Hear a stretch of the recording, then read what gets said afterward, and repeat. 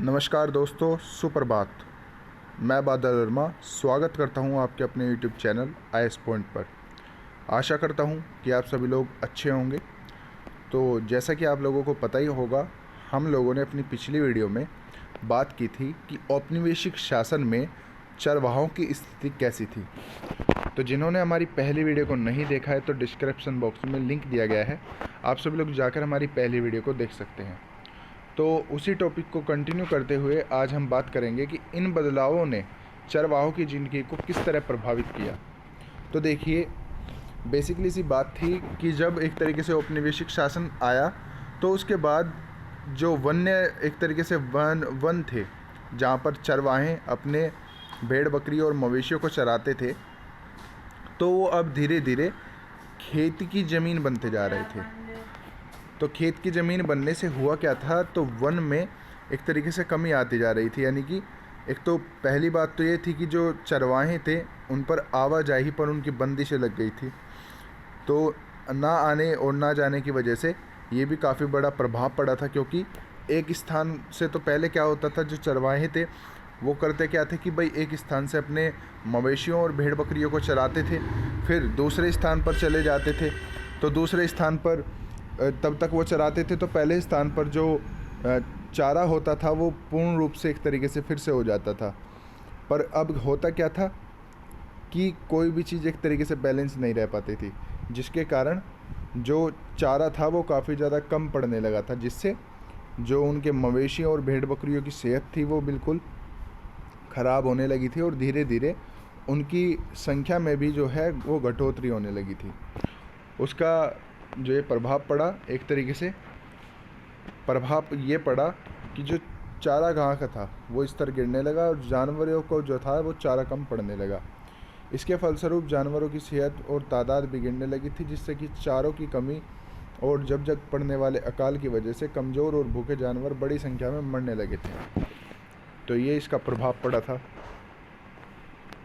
यानी कि सीधी सी बात है कि जब औपनिवेशिक शासन काल आया तो उसके बाद कानूनों के बाद जो कानून पर प्रतिपादित किए गए, तो उन कानूनों के चलते यही हुआ कि जानवरों की जो है वो मृत्यु होने लगी। मृत्यु क्यों होने लगी? क्योंकि वो अब सही से, जैसे पहले एक तरीके से चारा अपना खाते थे, तो उस तरीके से वो अपना नहीं चारा खा पा रहे थे। तो अब देखिए, बात करते हैं भारत में चरवाहा समुदाय। तो भारत में कहाँ कहाँ चरवाहा समुदाय हैं, तो इस नक्शे में आप देख सकते हैं कि जो चरवाहा समुदाय हैं उनके इलाकों का उल्लेख किया गया है, जिनके बारे में हम इस अध्याय में बात कर रहे हैं। और इनके अलावा भी हमारे देश में कोई चरवाहा समुदाय रहते हैं। तो देखिए, तो जम्मू और कश्मीर में हमने देखा था गुज्जर और बकरवाल रहते हैं। गद्दी समुदाय के बारे में देखी, बंजारे समुदाय के बारे में देखा, बंजारे समुदाय के बारे में देखा, धंगार के बारे में देखा हमने, रायका के बारे में देखा। ये मरुस्थलीय क्षेत्र में मलधारी होते हैं। तो ये तमाम तरीके के जो है चरवाहे समुदाय हैं। क्या है? चरवाहे समुदाय। ऑलराइट। तो बात करते हैं चरवाहों ने इन बदलावों का सामना कैसे किया। तो इन बदलावों पर चरवाहों की प्रतिक्रिया कई रूपों से सामने आई। तो कुछ चरवाहों ने तो अपने जानवरों की संख्या ही कम कर दी। अब बहुत सारे जानवरों को चराने के लिए पहले की तरह बड़े बड़े और बहुत सारे मैदान नहीं बचे थे। जब पुराने चरगाहों का इस्तेमाल करना मुश्किल हो गया तो चरवाहों ने नए नए चारागाह ढूंढ लिए। मिसाल के तौर पर ऊँट और भेड़ पालने वाले रायका 1947 यानी कि 1947 के बाद न तो सिंध में दाखिल हो सकते थे और न ही सिंधु नदी के किनारे अपने जानवरों को चरा सकते थे। तो भारत और पाकिस्तान के बीच खींच दी गई और सीमा रेखा में उन्हें उस तरफ जाने से रोक दिया गया। जाहिर है कि अब उन्हें जानवरों को चराने के लिए नई जगह ढूंढनी थी। अब वे हरियाणा के खेतों में जाने लगे और जहां कटाई के बाद खाली बड़े खेतों में वे अपने मवेशियों को चरा सकते थे। इसी समय खेतों को खाद भी ज़रूरत रहती थी, जो उन्हें इस जानवरों से मल मूत्र से मिल जाती थी। समय गुजरने के साथ साथ कुछ धनी चरवाहे ज़मीन खरीदकर एक जगह जो थे वो बस कर रहने लगे। उनमें से कुछ नियमित रूप से खेती करने लगे, जबकि कुछ व्यापार करने लगे।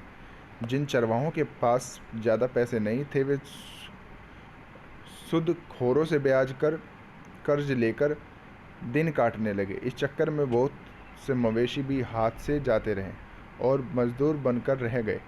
वे खेतों या छोटे मोटे कस्बों में मजदूरी करते दिखाई देने लगे। तो इसके बावजूद चरवाहों ने केवल आज भी जिंदा है, बल्कि हाल ही के दशकों में कई जगह तो उनकी संख्या में वृद्धि भी हुई है। जब भी किसी इलाके में चरवाहों में उनके दाखिल पर रोक लगा दी गई थी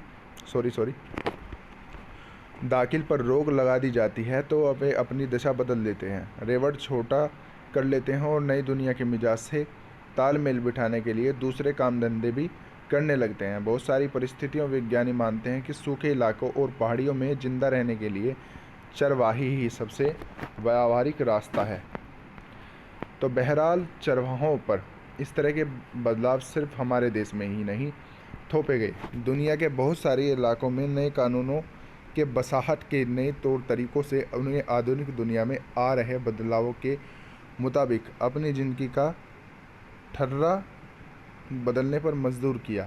आधुनिक विश्व में आए इन बदलावों से निपटने के लिए बाकी देश के चरवाहों ने क्या रास्ते अपनाए, तो अब इन चरवाहों के बारे में हम बात करते हैं।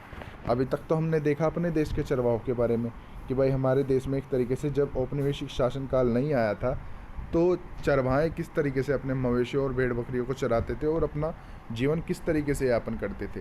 परंतु जब औपनिवेशिक शासनकाल आया तो औपनिवेशिक शासनकाल आने के बाद क्या क्या उन पर कठिनाइयाँ आई और किस तरीके से उनका जो जीवन था वो आधुनिक रूप में बदल कर रह गया। तो आप लोगों को मैं बता दूं, कुछ चरवाहे आज के समय में कुछ ऐसे भी हैं जिनका एक तरीके से 1947 से पहले वो चरवाहे थे, परंतु 1947 के बाद कुछ साल बाद ही वो व्यापारी बन गए और व्यापारी बनने के साथ साथ ही उनका जो पूरी पहचान थी वो बदल गई, यानी कि उनका पूरा इतिहास ही बदल गया। क्योंकि चरवाहों की एक तरीके से जो इतिहास था वो पूर्ण रूप से उनके जानवरों से ही एक तरीके से प्रदर्शित किया जा सकता था, क्योंकि बहुत सारी मवेशियाँ, बहुत सारे जानवर उनके साथ होते थे, तो वो एक तरीके से एक इमेज बन जाती थी माइंड में कि भाई ये चरवाहे हैं। तो अब बात करते हैं अफ्रीका में चरवाहा जीवन। तो अफ्रीका में कैसा जीवन था, तो आइए अब ज़रा अफ्रीका की तरफ चले जहां दुनिया की आधी से ज़्यादा चरवाही आबादी रहती है। तो आज भी अफ्रीका में लगभग 2.25 करोड़ लोग रोजी रोटी के लिए किसी न किसी तरह की चरवाही गतिविधियों पर ही आश्रित हैं। उन्हें बेंदुइस, बर्बेई, मसाई, सोमाली, बोरान व तुर्काना जैसे जाने माने समुदाय भी शामिल है।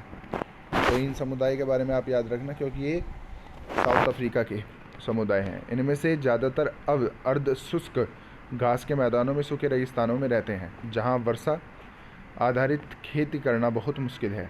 यहाँ के चरवाहे गायें, बैल, ऊँट, बकरी, भेड़ व गधे पालते हैं और दूध, मांस, पशु की खाल व ऊन आदि बेचते हैं। कुछ चरवाहे व्यापार और यातायात संबंधी काम भी करते हैं और कुछ चरवाही के साथ साथ खेती भी करते हैं।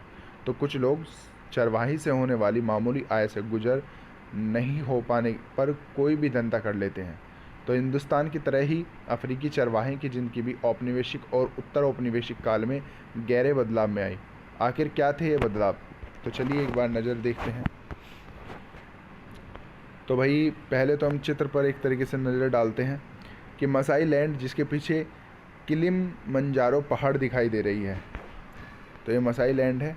तो ये किलिमंजारो पहाड़ी है।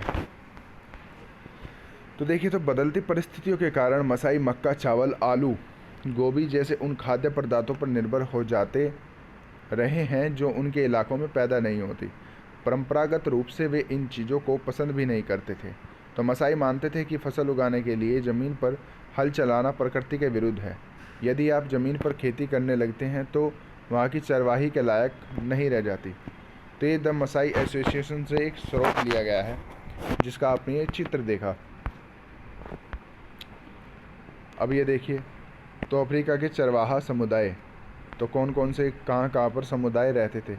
तो अफ्रीका के चरवाहा समुदाय, तो आपने अफ्रीका का मैप देखा होगा। तो अफ्रीका का कुछ मैप जो है इस तरीके का होता है।